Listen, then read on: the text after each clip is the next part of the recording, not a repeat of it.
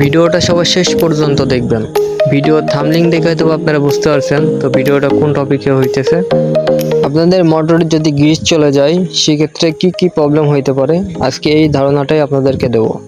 দেখতে পাচ্ছেন যে মোটরে অতিরিক্ত গ্রিজ যাওয়ার কারণে ম্যাগনেটের যেই শক্তিটা পাওয়ার কথা সেটা কিন্তু আর পাচ্ছে না। আর এই যে ম্যাগনেটের অবস্থা দেখতে পাচ্ছেন যে গ্রিজ চলে গিয়েছে। তো এখন এগুলো বানান করে ঘুরতে হবে। আর এই সেই গাড়ি। আর এখানে হাফ লিটার পেট্রোল নিয়েছি, যতটুকু লাগে ততটুকু দিয়ে কাজ চালিয়ে দেবো। তো এইটা নিয়ে আর এই যে দেখতে পাচ্ছেন যে মোটরগুলো তো হেভি করে আর কি ওয়াশ করতে হবে। তো এটার ভিতরে দেখতে পাচ্ছেন যে আমি এখন পেট্রোল অলরেডি সব কিছুই প্রস্তুত করতেছি। তো এখন এই যে বোতলে কানা করে নিয়ে চাপ দিবেন আস্তে আস্তে, মনে করেন যে ওই যে আরো ভালো হবে। হ্যাঁ, আমি আসলে চারিপাশে আগে ভিজাই নিলাম। তো ভিজানোর পরে ম্যাগনেটও হালকা করে দিয়ে নিলাম যাতে ম্যাগনেটটা একটু নরম হয়ে যায়।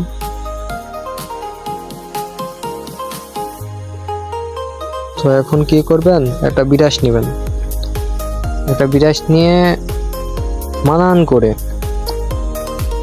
করে আস্তে আস্তে ডলা দিয়ে যা নোংরা থাকবে যা গ্রিস থাকবে সব কিছু বানান করে ধুয়ে ফেললাম।